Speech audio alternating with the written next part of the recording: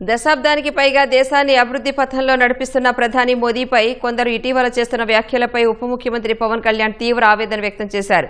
Neat paper leak పై ఢిల్లీలో జరిగిన ఆందోళనల సందర్భంగా ప్రధాని మోదీపై యువత, ప్రతిపక్ష పార్టీలు చేసే వ్యాఖ్యలు తీవ్ర అభ్యంతరకరమని అన్నారు. అంతర్జాతీయ అనిశ్చితులు, పొరుగు దేశాల కుట్రలను అత్యంత సమర్థంగా ఎదుర్కొని భారత్ను ప్రపంచ శక్తిగా మారుస్తున్న ధీశాలిపై ఇలాంటి వ్యాఖ్యలు సరికాదని సూచించారు. ఈ సమయంలోనే మోదీకి అందరం అండగా నిలబడాలని పిలుపునిచ్చారు. తనను దూషించిన వారిని సైతం క్షమించిన ప్రధాని మోదీ ఔన్నత్యం ఎంతో స్ఫూర్తిదాయకమన్న పవన్ ఆయన పాదాలకు నమస్కరిస్తున్నానని చెప్పారు. మోదీ కోరుకున్నంతకాలం అధికారం ఆయన చేతుల్లోనే ఉంటుందన్న పవన్ ఆయన కాదంటేనే వేరే వాళ్ళకి అవకాశం వస్తుందని, దీనికి తామంతా అండగా ఉంటామని స్పష్టం చేశారు.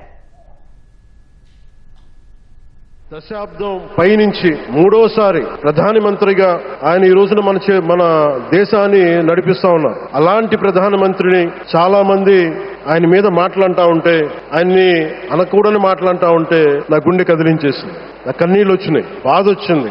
దేశం కోసం కష్టపడే వారికి ఇవా చివరికి మనం ఇచ్చేదేం. కొత్త తరానికి ఏం తెలుసు ఆయన పడ్డ కష్టం. ఒక్క రోజు కూడా సెలవు తీసుకోలేదు మన ప్రధానమంత్రి గారు. ఈ రోజు పెట్టుబడులు వస్తున్నాయి మనకి, ఒక్క రోజు కూడా సెలవు తీసుకోలేదు. శత్రు దేశాలు, మన అభివృద్ధికి ఈర్ష్యపడే పశ్చిమ దేశాలు, వీటన్నిటినీ తట్టుకొని ఒకవైపు విదేశాల్లో ఉండే శత్రువులతో పోరాడాలి, దేశాన్ని అభివృద్ధి పదంలో తీసుకెళ్దామంటే అంతర్గత శత్రువులతో పోరాడాలి. అలాంటి వ్యక్తికి మనం ఇవ్వగలిగేది కేవలం మేమున్నాం మీ వెంట, మీ మీద మాట పడితే అది మా మీద పడ్డట్టే, అదే మనం వారికి ఇవ్వాల్సింది.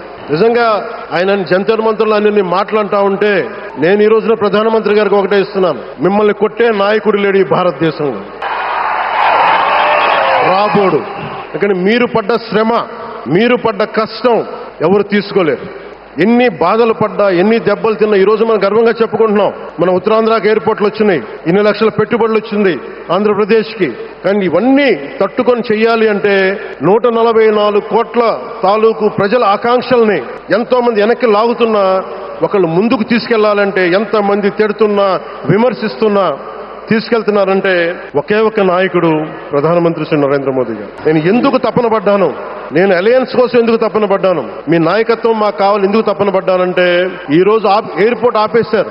ఒక చిన్నపాటి ఎర్ర బస్సు కూడా రాని చోట ఎయిర్పోర్ట్ అవసరం లేదన్న వ్యక్తులకి సమాధానం ఇదే. ఇన్ని వేల మందికి ఇన్ని వేల కోట్ల పెట్టుబడి వచ్చింది అంటే ఆశీస్సులు కావాలంటే దేశం కోసం నిలబడే నాయకుడికి మన అండగా ఉంటే ఏం జరుగుద్దంటానికే ఈ భోగాపురం ఎయిర్పోర్ట్ ఈ రోజు ప్రారంభోత్సవం నిలువెత్తున్న నిదర్శనం.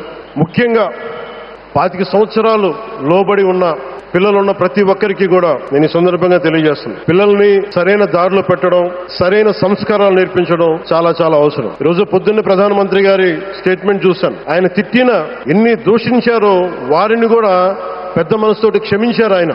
అలాంటి ప్రధానమంత్రి గారికి మీ పాదాలకు నేను నమస్కారం తెలియజేస్తున్నాను.